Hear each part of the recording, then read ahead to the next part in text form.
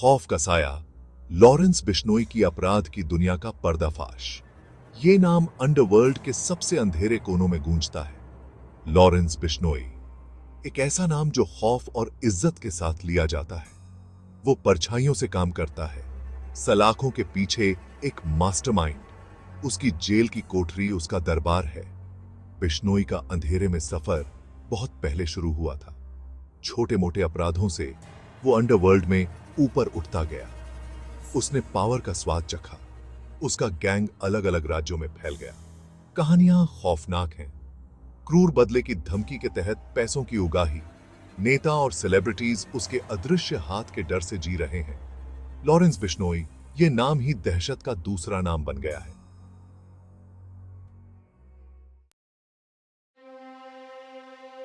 एक स्टार का बुझना, सिद्धू मूसेवाला की हत्या।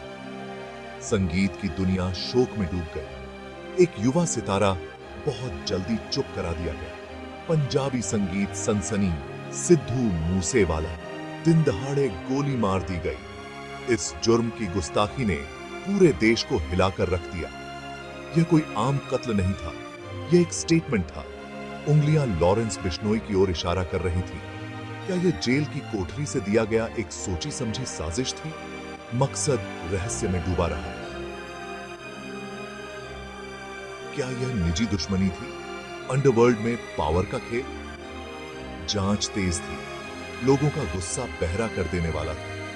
पुलिस ने अपराधियों को सजा दिलाने की कसम खाई थी, लेकिन सवाल बना रहा, इस बेशर्म हरकत के पीछे मास्टरमाइंड कौन था और एक सितारे को चुप करा के वो क्या हासिल करना चाहते थे? जुर्म का जाल, सलाखों के पार, बिश्नोई की पहुंच। साबरमती सेंट्रल जेल की दीवारें लॉरेंस बिश्नोई को कैद कर सकती हैं, लेकिन उसके प्रभाव को नहीं। वो बीच में बैठता है, धागे खींचता है। उसका नेटवर्क समाज के हर कोने तक पहुंचता है। वसूली से लेकर सुपारी किलिंग तक बिश्नोई का गैंग हर जगह फैला है। पुलिस उन्हें रोकने में लाचार है। सेक्शन 4, किंग पिन का दरबार, जेल में जिंदगी और पारिवारिक रिश्ते। हाई सिक्योरिटी जेल के अंदर लॉरेंस बिश्नोई राजा की तरह रहता है। लग्जरी सामान तस्करी कर अंदर लाए जाते हैं। उसका खाना उसकी पसंद के हिसाब से बनता है। लगता है पैसा कुछ भी खरीद सकता है, सलाखों के पीछे भी। उसका परिवार बेहद वफादार उसके साथ खड़ा है। वे उसके साम्राज्य का प्रबंधन करते हैं, उसके आदेशों को पूरा करते हैं, उसकी सुविधा का ध्यान रखते हैं। मुलाकातें अक्सर होती रहती हैं। सलाखों के बीच खबरों और निर्देशों का एक अटूट सिलसिला बहता रहता है। वे कहते हैं कि बिश्नोई एक विरोधाभासी व्यक्तित्व वाला इंसान है, बेरहम और चालाक, फिर भी आकर्षक और करिश्माई। वह सम्मान का आदेश देता है, यहां तक कि उसे कैद में रखने का काम सौंपे गए लोगों से भी। वो एक माहिर जोड़तोड़ करने वाला है। बाहरी दुनिया पर अपनी पकड़ बनाए रखने के लिए अपने प्रभाव का इस्तेमाल करता है।